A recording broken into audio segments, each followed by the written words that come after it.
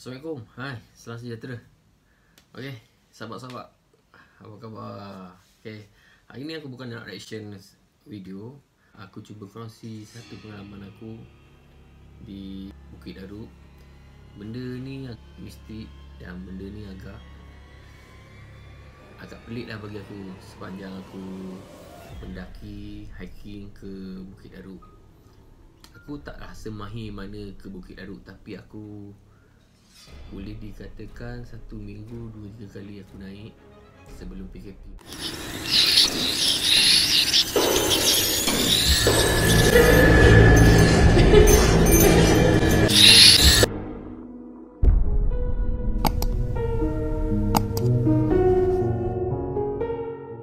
Okey, aku mulakan dengan cerita aku di Bukit Daruk.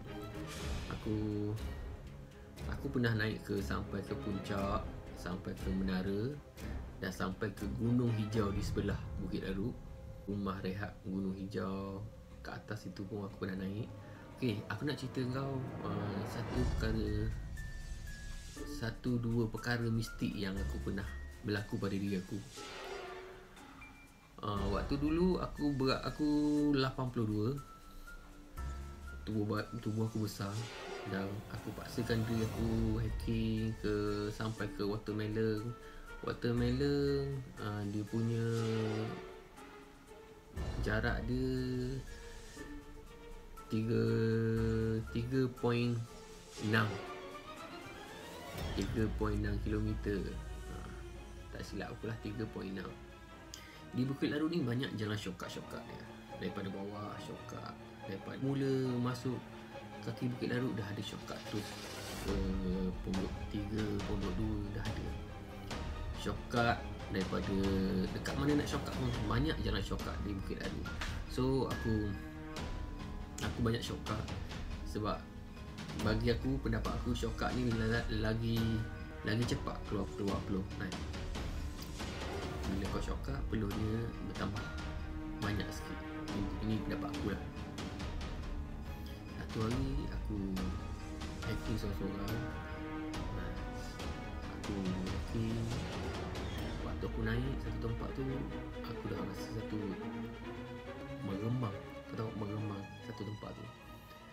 Aku ingat dah biasalah, tak apalah, tak ada apa. Aku tengok tak ada apa. Aku terus naik sampai ke Pondok 3, duduk rehat kejap, aku patah balik.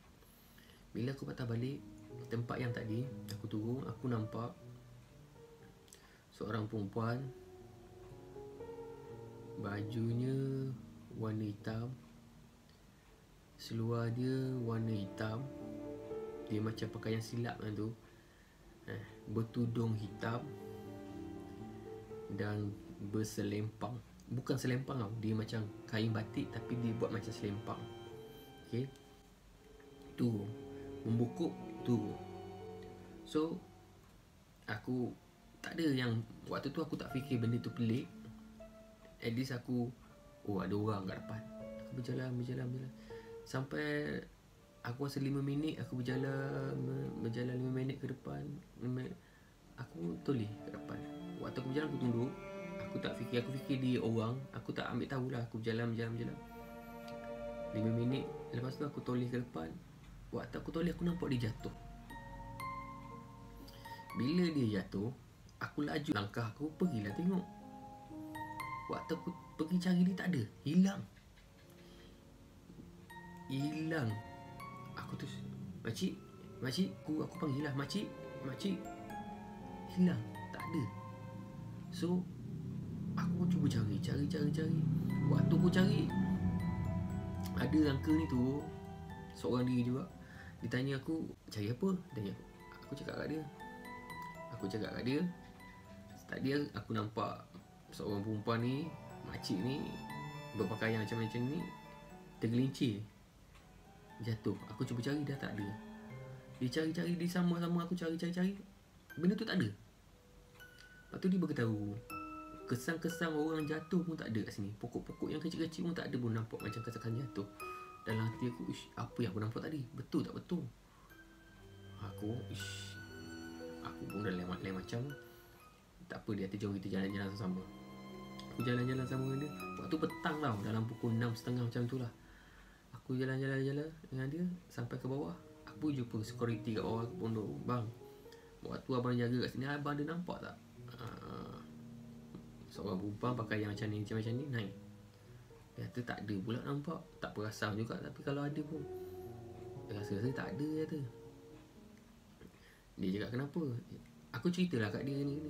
Dia kata benda ni pernah orang cerita kat dia. Orang pernah nampak benda tu, pernah nampak berpakaian macam tu. Aku fikirlah tak apalah, at least aku tahulah benda tu sekadar benda tu lah, sekadar dia nak tunjuk dia punya penampilan tu.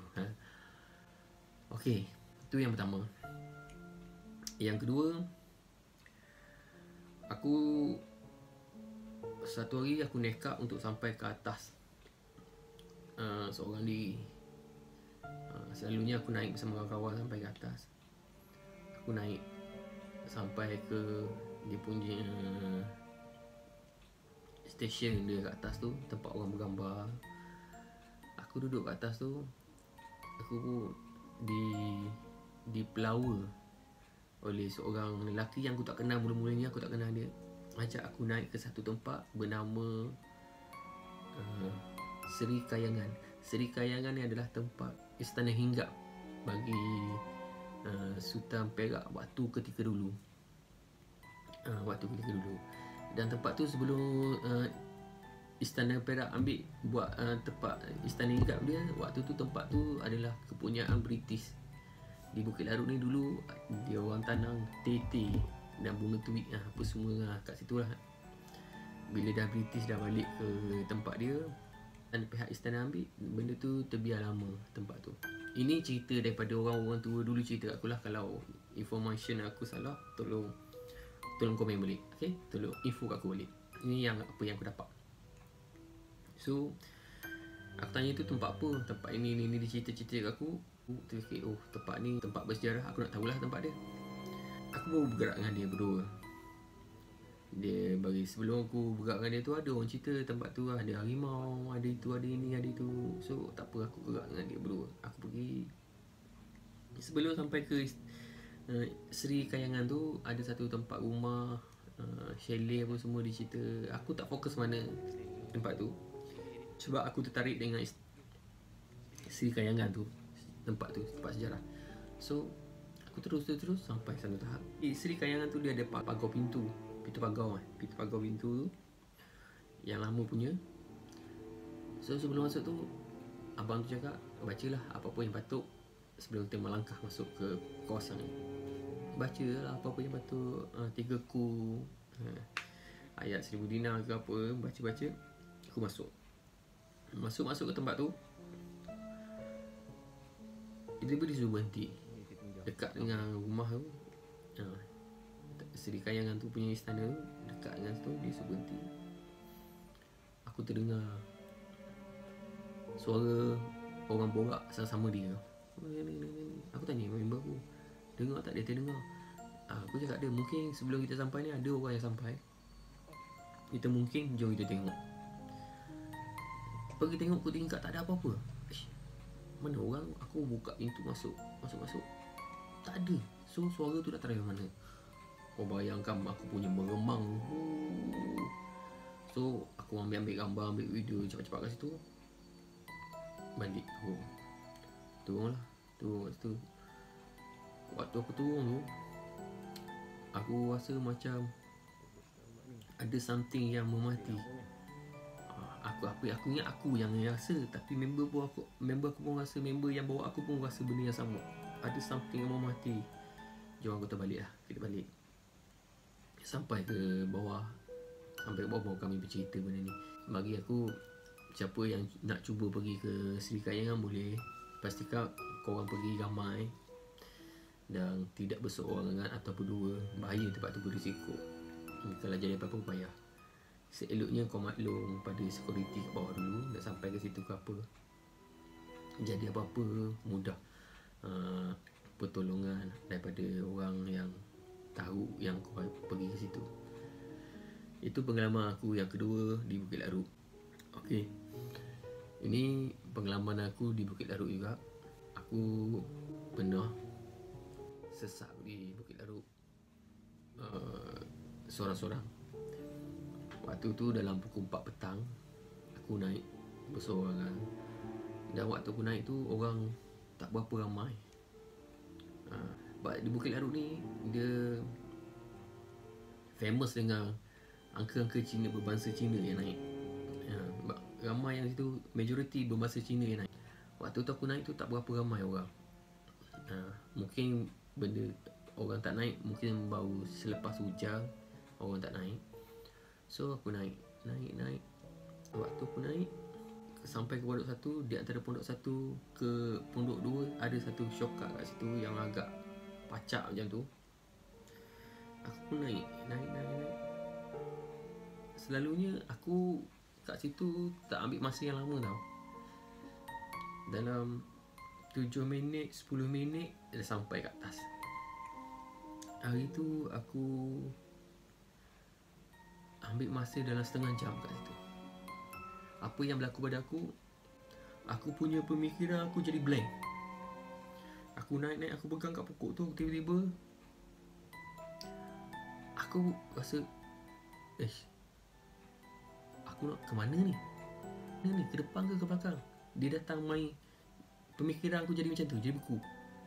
Aku jadi hang. Tapi Alhamdulillah, terniat dalam hati aku, ada orang lama-lama bercerita kalau dalam hutan, bila kita rasa pelik ataupun rasa sesak dalam hutan, duduk. Aku pun duduk. Aku tak duduk di pokok yang aku pegang tadi. Aku berganjak sikit daripada pokok yang aku pegang tadi. Di antara track tu, aku duduk di track tu, tengah-tengah di track tu. Aku duduk. Aku kata, kenapa ni? Macam pelik ni kata. Sebab track tu memang selalu orang lalu. Ada orang lalu track tu. Dan mustahil benda tu kalau aku kata aku sesak kat jalan situ. Tiba-tiba aku jadi blank. Aku tak tahu nak pergi ke depan ke belakang. Apa yang aku nak buat sekarang ni aku tak tahu. Jadi pemikiran aku jadi beku sekejap. Aku duduk. Aku pejam mata. Aku beristighfar banyak-banyak. Aku buka mata. Aku cuba mindset balik pemikiran aku. Aku datang dari mana? Dari belakang ke dari depan? Dari mana aku nak pergi? Aku duduk lama. Memang lama. Aku duduk. Dia tak gelap. Dia tak ubah suasana tu. Cuma kau berfikiran kau jadi tiba-tiba jadi beku. Kau tak tahu apa yang kau nak buat sekarang ni. Kau duduk situ.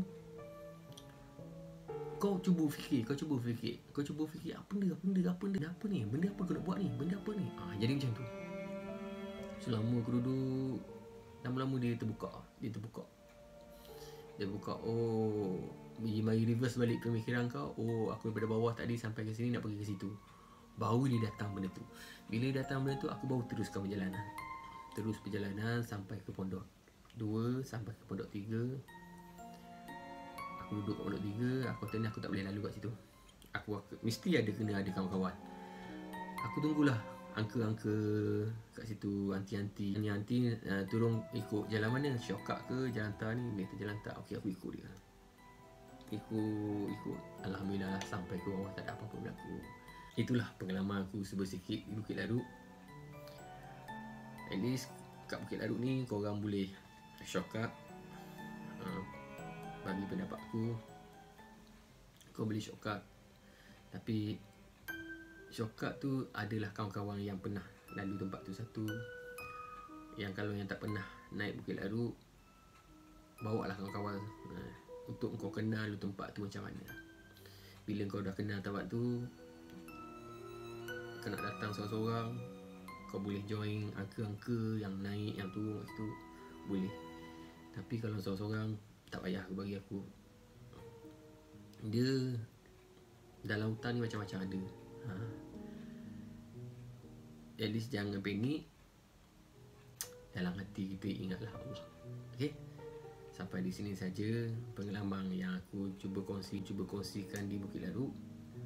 Kalau information aku salah, ada apa-apa nak tanya, sila komen di ruang komen. apa-apa boleh hubungi aku di Instagram ataupun Facebook. Okay? Sampai di sini saja. Terima kasih kerana menonton. Assalamualaikum.